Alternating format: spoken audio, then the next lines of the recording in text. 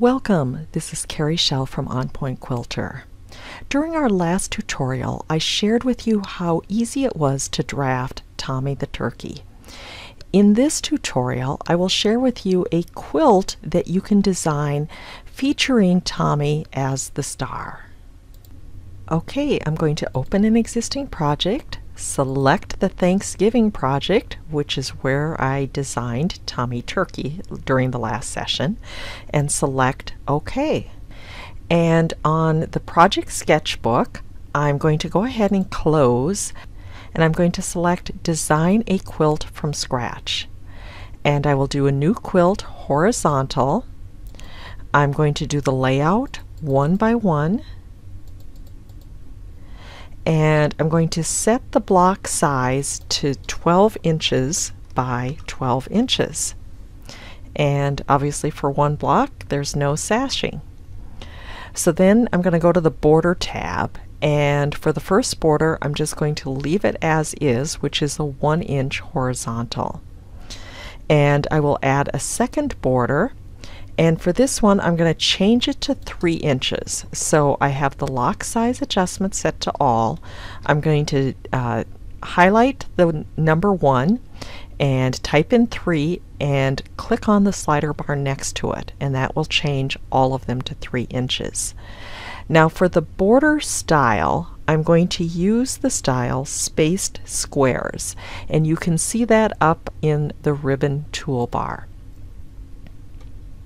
Now this gives me 3 spaced squares along all 4 sides of the border, and I actually like that, so I am not going to make any changes. I'm then going to select Add for the third border, and for this one I'm going to have another long horizontal, and then I will add a fourth border, and I will have the style long horizontal, but I'm going to change it to 3 inches. So I will again highlight the number 1, type 3, click on the slider bar. And then I'm going to add a 5th border, which will be the binding. So I'm going to select the style mitered from the ribbon toolbar, and I'm going to just drag the slider bar to, either 3.375 or, some number, small number. And so now I've got the basic structure of my quilt done, and I'm going to go to the Design tab. And I decided that in keeping with the fall theme, I would like to have some maple leaf blocks in the spacer squares. And so under the block tools, I'm going to select Open Library, and I'm going to do a search by note card, and I'm going to type in maple because I'm not sure if it's leaf or leaves or whatever. And so there are 50 items. Fortunately, the first one looks like a promising option, so I'm going to select it and select Add to Sketchbook, and I'm going to close. And so now with the set block, I'm going to scroll and find the maple leaf block, and I'm going to use the Control or the Command key and select the corner blocks for the space square border and one of the square spaces in that border. Now I can use the rotate, and I can adjust the rotations so that this looks very random. And then I am going to go to the fabric tools, and I am going to color all of my leaves. And this is best done with the spray can tool. And then I want to add a couple of fall fabrics.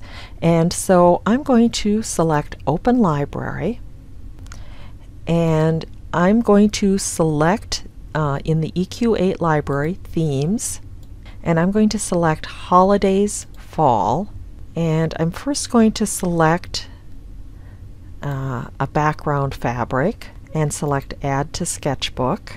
And then I'm going to select this Little Pilgrims fabric and select Add to Sketchbook as well. And I'm going to go ahead and close. So now I can use the fabric, and I'm going to do a swap color for the background, and I'm going to color my center block. And then for the little pilgrim's fabric, I'm going to put that in the larger border. And now I'm going to go back to the block tools and select Set Block. And now I'm going to take the Tommy Turkey block, and I'm going to go to Layer 2. And I'm going to drag the Tommy Turkey block onto Layer 2. And then I'm going to use the Adjust tool. Make sure that the block width and height is set to 12. And then I'm going to select Center horizontally and Center vertically. And I will go back to the fabric tools, use the eyedropper, find the brown for Tommy the Turkey, go to Layer 1, and now I think I can use my swap color and click on one of the uncolored patches, and the remaining patches are colored, and I can go ahead and add this to the project sketchbook. Thanks so much for watching. For additional tips and techniques, and to check out some of my Electric Quilt 8 classes, please subscribe to my weekly newsletter at www.onpointquilter.com.